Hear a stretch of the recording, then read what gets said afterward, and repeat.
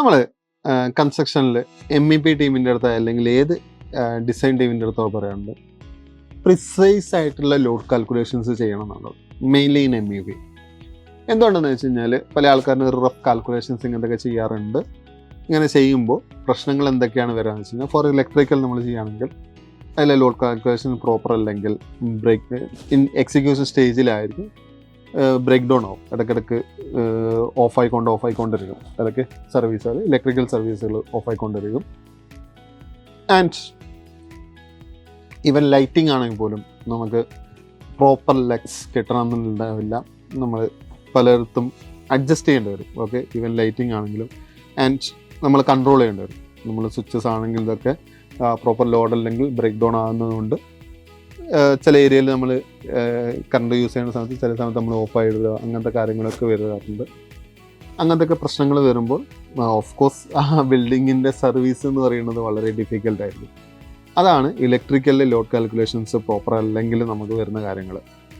And HVAC ആണെന്നുണ്ടെങ്കിൽ heat load calculations നമ്മൾ proper അല്ല എന്നുണ്ടെങ്കിൽ വലിയ റൂമിൽ ചെറിയൊരു AC കൊണ്ടുപോയി വെക്കും. AC നന്നായിട്ട് വർക്ക് ചെയ്യും, നമുക്ക് വേണ്ട ടെമ്പറേച്ചർ അതിൽ കിട്ടണമെന്നുണ്ടാവില്ല. കറണ്ട് ബില്ല് കൂടുതലല്ലാതെ കംഫർട്ടബിൾ ആയിരിക്കില്ല ആ സ്ഥലങ്ങളിൽ.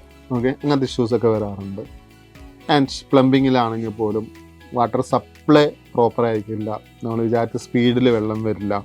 അതുപോലെ ഡ്രെയിൻ ഔട്ട് ആകുന്നത് ആ ഒരു ഫ്ലോ പ്രോപ്പർ അല്ലെങ്കിൽ അവിടെ വെള്ളം കെട്ടിക്കിടക്കുക, അങ്ങനത്തെ ഒരുപാട് ഇഷ്യൂസൊക്കെ വരാനുള്ള ചാൻസുകളുണ്ട്. So whenever we are doing proper കാൽക്കുലേഷനിൽ കറക്റ്റ് ഫ്ലോയിൽ, ഈവൻ ഇലക്ട്രിസിറ്റി ആണെങ്കിലും എയർ ആണെങ്കിലും വാട്ടർ ആണെങ്കിലും പ്രോപ്പർ ഫ്ലോയിൽ ആ പ്രോപ്പർ ലോഡിൽ നമ്മൾ ചെയ്യുമ്പോൾ മാത്രമാണ് ആ ഒരു ബിൽഡിങ്ങിൽ ഒപ്റ്റിമൈസ് ആയിട്ടുള്ള എനർജി സേവിങ്ങും പ്രോപ്പറായിട്ടുള്ള സർവീസിബിലിറ്റി നമുക്ക് കിട്ടുള്ളൂ.